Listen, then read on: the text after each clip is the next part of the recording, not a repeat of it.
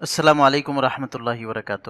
সুপ্রিয় দর্শক শ্রোতা ভাই ও বোনেরা, শহীদ আসলে আমরা কাকে বলবো? ইসলামের দৃষ্টিতে শহীদ কাকে বলা হয়? বর্তমানে শহীদ শব্দটার ব্যাপক ব্যবহার লক্ষ্য করা যায়। নিজের আদর্শের জন্য, নিজের দেশের জন্য, জাতির জন্য বা কোনো রাজনৈতিক এজেন্ডার জন্য যে কেউ অন্যায়ভাবে মারা যায় বা যাকে অন্যায়ভাবে হত্যা করে ফেলা হয়, এই সমস্ত কারণে তাকেই আমরা শহীদ বলে থাকি। এমনকি অনেক সময় কেউ যদি মুসলমান নাও হয়ে থাকে, যদি অন্য কোনো ধর্মের অনুসারী হয়ে থাকে, তাহলে তার ক্ষেত্রেও অনেক সময় শহীদ বলা হয়ে থাকে। তো আজকে আমরা আলোচনা করব যে শহীদ ইসলামের দৃষ্টিতে আসলে শহীদ কাকে বলা যাবে। ইসলামের দৃষ্টিতে শহীদ শব্দটা কোরআনে কারিমে বিভিন্ন জায়গায় আসলে শহীদ শব্দটা ব্যবহার করা হয়েছে। একটা তো হলো শহীদ এই শব্দটার আভিধানিক অর্থ।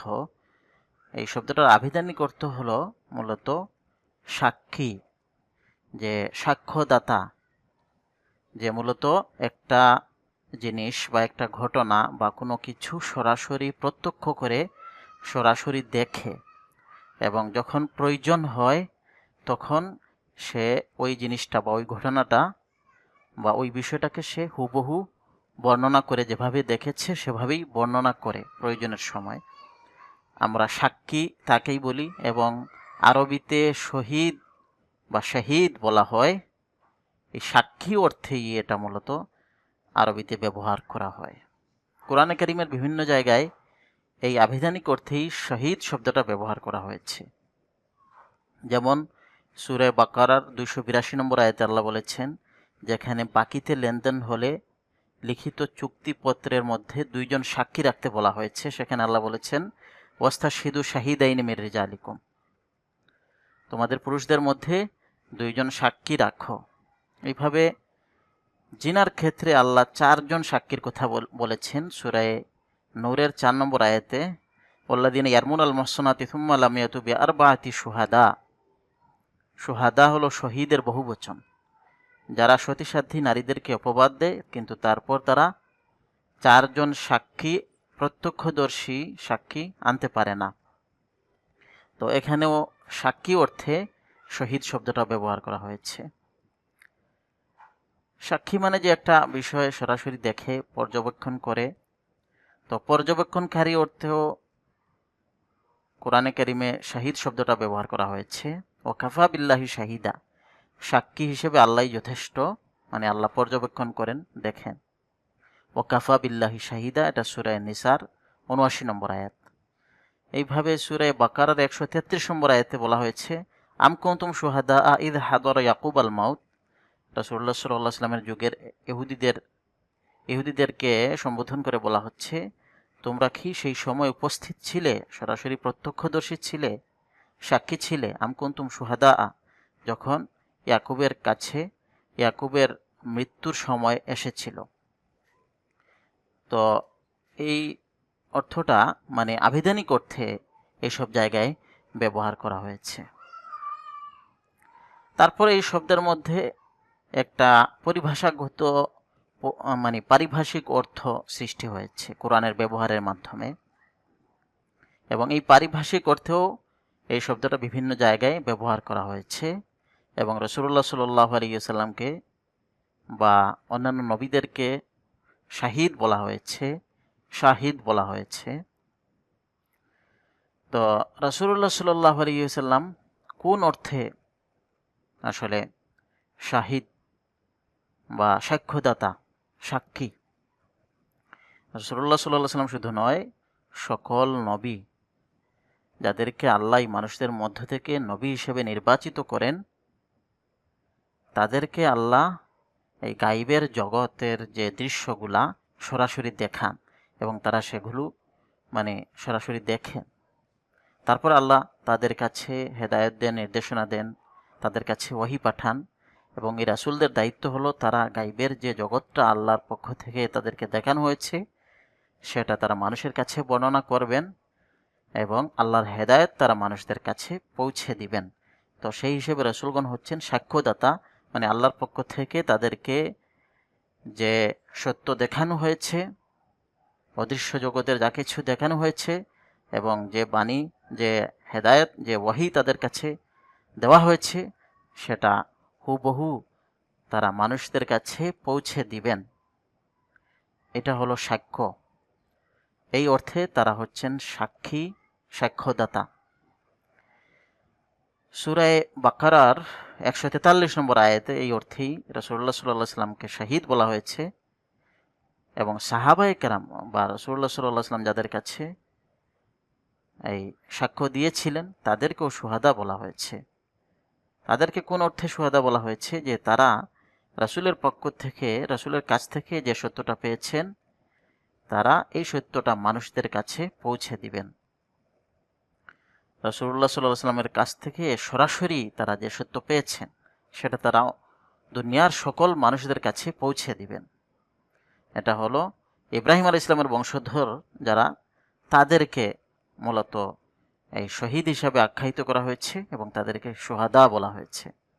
সূরা বাকারার 143 নম্বর আয়াতে আল্লাহ বলেছেন, ওয়া কাযালিকা জাআলনাকুম উম্মাতান ওয়াসাতা লিতাকুনু শুহাদা আলান নাস ওয়া ইয়াকুনা রাসূলু আলাইকুম শাহিদা। এইভাবেই আমি তোমাদেরকে একটি মধ্যবর্তী দল বানিয়েছি, লিয়াকুনা রাসূলু আলাইকুম শাহিদা লিতাকুনু শুহাদা আলান নাস, যাতে তোমরা দুনিয়ার সকল মানুষের কাছে সাক্ষ্যদাতা হতে পারো। মানে যে সত্য তোমরা রাসূলের কাছ থেকে পেয়েছো সরাসরি, সেটা মানুষের কাছে যাতে পৌঁছে দাও। ওয়া ইয়াকুনা রাসূলু আলাইকুম শাহিদা, আর রাসূল যাতে তোমাদের উপর সাক্ষ্যদাতা হন। রাসূল আল্লাহর কাছ থেকে যে সত্যটা সরাসরি প্রত্যক্ষ করেছেন এবং পেয়েছেন, সেটা তোমাদের কাছে পৌঁছে দিবেন। আর তোমরা হলে মধ্যবর্তী দল, মানে একদিকে হচ্ছেন আল্লাহ, অপরদিকে হচ্ছেন দুনিয়ার সকল মানুষ, মধ্যখানে তোমরা রয়েছ, আর তোমরা মানুষদের কাছে সত্যের বার্তা এইভাবে পৌঁছে দিবে। এটা হচ্ছে ইব্রাহিম আলাইহিস সালামের বংশধর আরবের যারা লোক ছিলেন, তাদেরকে এইভাবে বলা হচ্ছে। তো ইব্রাহিম আলাইহিস সালামের বংশধর যারা, তারা রাসূলুল্লাহ সাল্লাল্লাহু আলাইহি ওয়াসাল্লামের পক্ষ থেকে যারা মানে হেদায়েত পেয়ে যারা ঈমান এনেছিলেন, তারা হচ্ছেন শুহাদা, এবং তাদের সাথে যারা তাদের সঙ্গে যুক্ত হবে তারাও, মানে তাদের অনুগামী হিসেবে তারাও শহীদ এবং তারাও হচ্ছেন শুহাদা। তো এই যে দিন আমরা পেয়েছি, এই দিন মানুষের কাছে পুঙ্খানুপুঙ্খভাবে পৌঁছানো আর এই দিনের উপর নিজেরা আমল করা, এটা যারা করবে তারা হচ্ছেন শুহাদা, তারা হচ্ছেন শাহিদ। এই অর্থেই কোরআনের শব্দটা ব্যবহার করা হয়েছে। এরপর এখান থেকে আরেকটু সম্প্রসারিত হয়ে এই শব্দটা, মানে এই দিনের উপর চলতে চলতে, দিনের সাক্ষ্য দিতে দিতে, সত্যের সাক্ষ্য দিতে দিতে যদি এমন পর্যায়ে চলে আসে যে নিজের কোনো সম্পদ বা নিজের জীবনের মায়া ত্যাগ করতে হয়, তাহলে সব কিছুর মায়া ত্যাগ করে এর জন্য, এই দিনের জন্য জীবন উৎসর্গ করে দেওয়া, যেটা যদি এই পর্যায়ে চলে আসে এবং জীবন উৎসর্গ করার প্রয়োজন পড়ে, তাহলে যারা জীবন উৎসর্গ করে দেয় তাদেরকেও শহীদ বলা হয়েছে। সূরা আলে ইমরানের 140 নম্বর আয়াতে আল্লাহ এই অর্থেই বলেছেন, ওয়াত্তাখিযা মিনকুম শুহাদা। উহুদের যুদ্ধে যারা মারা গিয়েছিলেন সেই ব্যাপারে প্রশ্ন উঠেছিল, তখন আল্লাহ বলেছেন যে উহুদের যুদ্ধে যে সাহাবীগণ মারা গিয়েছেন, এটার অন্যতম উদ্দেশ্য ছিল এটাও যে যাতে তোমাদের মধ্য থেকে তিনি কিছু শহীদদেরকে বাছাই করতে পারেন, যারা শাহাদাতের আকাঙ্ক্ষা করেছিল তাদেরকে তিনি যেন বাছাই করে আনতে পারেন। মানে হচ্ছে যারা, এই যে শুহাদা বলা হলো কোন অর্থে এখানে, যারা সত্যের সাক্ষ্য দিতে দিতে নিজের প্রাণ দিয়ে, নিজের জীবন দিয়ে সত্যের সাক্ষ্য দিয়েছে, এর জন্য নিজের জীবন উৎসর্গ করে দিয়েছে, তাদেরকে এই অর্থে এখানে শুহাদা বলা হয়েছে। তো এখান থেকেই যারা দিনের জন্য, দিনের বার্তা পৌঁছে দিতে, দিনের জন্য সংগ্রাম করতে, দিনের দাওয়াত পৌঁছে দিতে যারা এক পর্যায়ে গিয়ে জীবন উৎসর্গ করে দেয়, মানে জীবন উৎসর্গ করে দেওয়া, এটা হচ্ছে যদি প্রয়োজন হয় তাহলে প্রয়োজনে জীবন উৎসর্গ করে দিতেও তারা রাজি থাকে, তারা হলো শুহাদা, তারা হচ্ছে শহীদ। এই অর্থেই কোরআনে শুহাদা বা শাহিদ শব্দটা ব্যবহার করা হয়েছে। তো এখান থেকে বোঝা গেল মূলত যারা দিনের জন্য মানে সবকিছু ত্যাগ করতে প্রস্তুত সবসময় থাকে এবং দিনের সত্যের সাক্ষ্য দিতে থাকে, সবসময় দিনের উপর থাকে, নিজেরা দিনের উপর থাকে এবং অন্যদেরকে এই বার্তা পৌঁছে দেয়। নিজেরাই যদি থাকে না তাহলে অন্যদেরকে কি সাক্ষ্য দিবে তারা? এই জন্য যারা নিজেরা দিনের উপর থাকে, নিজের কর্ম দিয়ে, নিজের সব কিছু দিয়ে যারা দিনের সাক্ষ্য দেয়, সত্যের সাক্ষ্য দেয়, তারা হচ্ছে শহীদ, তারা হচ্ছে শুহাদা। যদি তারা মারা নাও যায় তবুও তারা হচ্ছে শহীদ, তারা হচ্ছে শুহাদা। কোরআন এই অর্থেই শব্দটা ব্যবহার করেছে। আর প্রয়োজনে যদি জীবন দিতে হয় তাহলে জীবন দিতেও তারা কোনটা বোধ করে না, তারা হচ্ছে শুহাদা।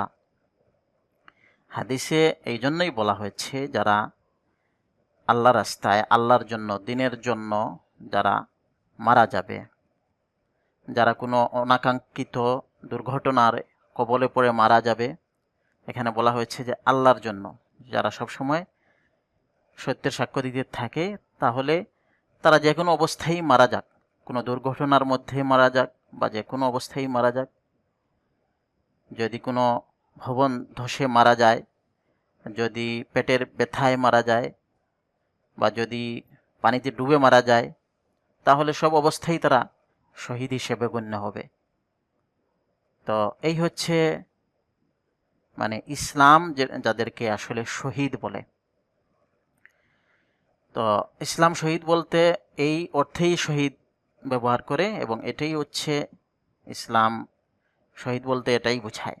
এখন যারা মারা যান নিজের দেশের জন্য, নিজের জাতির জন্য বা যে কোনো একটা মহৎ উদ্দেশ্যে যারা মারা যান, তারাও যদি দিনের ক্ষেত্রে যদি তারা অটল থাকেন এবং দিনের বার্তা পৌঁছে দিয়ে থাকেন, তাহলে এমনিতেই তো তারা যে কোনো অবস্থায় মারা যাক তারা শহীদ। তো মারা যেতে হবে এইরকমও জরুরি না, মানে শহীদ শব্দটা ইসলামের দৃষ্টিতে যদি আমরা ব্যবহার করি।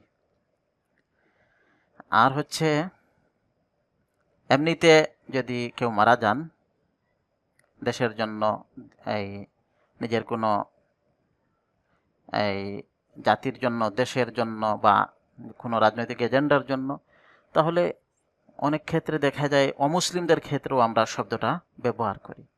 তো এটা হচ্ছে ভাষার একটা বিস্তৃতি, মানে ভাষার ব্যবহারের মধ্যে শব্দের অর্থের একটা বিস্তৃতি ঘটেছে। এটা অনেকটা মানে ইসলামের যে পরিভাষা শহীদ শব্দের ক্ষেত্রে, সেটা থেকে অনেকটা সরে গিয়ে এটাকে ব্যাপকভাবে ব্যবহার করা হয়। তো এটা যদি সাধারণ অর্থে যদি কেউ ব্যবহার করে, আত্মত্যাগী অর্থে, মানে যে কোনো একটা মহৎ উদ্দেশ্যে কেউ আত্মত্যাগ করেছে, সেই আত্মত্যাগী অর্থে কেউ ব্যবহার করলো বা বর্তমানে এটা এই অর্থেই ব্যবহার হয়, তাহলে এতে কোনো সমস্যা নেই। অমুসলিমদের ক্ষেত্রেও ব্যবহার করলে এতে কোনো সমস্যা নেই। কিন্তু এই ইসলামের পরিভাষার যে অর্থটা, এই অর্থে এটা ব্যবহার করা যাবে না। এটা সাধারণ অর্থে ব্যবহার করতে কোনো সমস্যা নেই। ওয়া আখিরু দাওয়ানা আনিল হামদুলিল্লাহি রাব্বিল আলামিন।